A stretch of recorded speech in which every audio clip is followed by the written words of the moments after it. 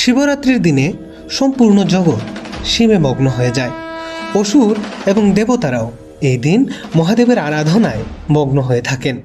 এই বিশেষ দিনে ভক্তগণ যা যা প্রার্থনা করেন, মহাদেব সকলের মনস্কামনা তা দিয়ে তিনি পূর্ণ করেন। তাই আজকের অধিবেশনের মূল প্রতিপাদ্য বিষয়বস্তু হলো এই ব্রত কেন পালন করা হয়, অর্থাৎ শিবরাত্রির ব্রত কথা প্রত্যেক ভক্তদের শোনা উচিত।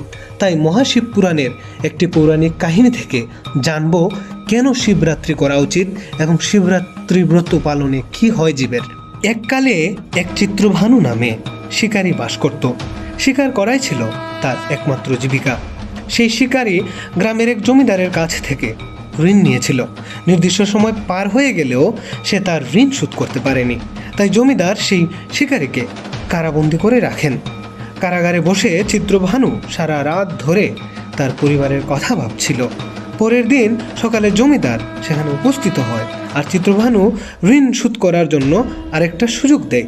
জমিদার কঠোরভাবে জানিয়ে দেয় তার হাতে কেবল 5 দিন সময় রয়েছে। এর মধ্যে যদি সে তার ঋণ শোধ করতে না পারে তাহলে তাকে আজীবন কারাবাস করতে হবে। সেই শিকারী প্রাণপণ চেষ্টা করবে বলে সে জমিদারকে প্রতিশ্রুতি দেয়। সে সঙ্গে সঙ্গে তীর ধনুক নিয়ে শিকারে বের হয়ে যায়।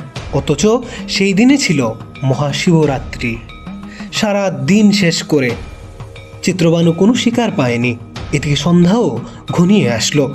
এক সরোবরের কাছে বসে রইল এই ভেবে যে সরোবরে রাতে অবশ্যই কোনো প্রাণী বা শিকারী জল পান করতে আসবে। তাই কোমরে জলের পাত্র নিয়ে এক গাছের উপর ওঠে। চিত্রভানু অপেক্ষা করল কখন শিকার আসবে। আর সেই গাছটির নিচেই ছিল এক পুরনো পরিত্যক্ত শিবলিঙ্গ। চিত্রভানুর কোমরের কলসির পাত্র থেকে ফোঁটা ফোঁটা জল পড়তে থাকে। কিছুক্ষণ পরেই এক হরিণ আসে জল পান করতে। চিত্রভানুর একটু নড়াচড়াতেই কয়েকটি পাতা গিয়ে পড়ল সেই শিবলিঙ্গের উপর। অর্থাৎ সেই গাছটি ছিল বেল গাছ।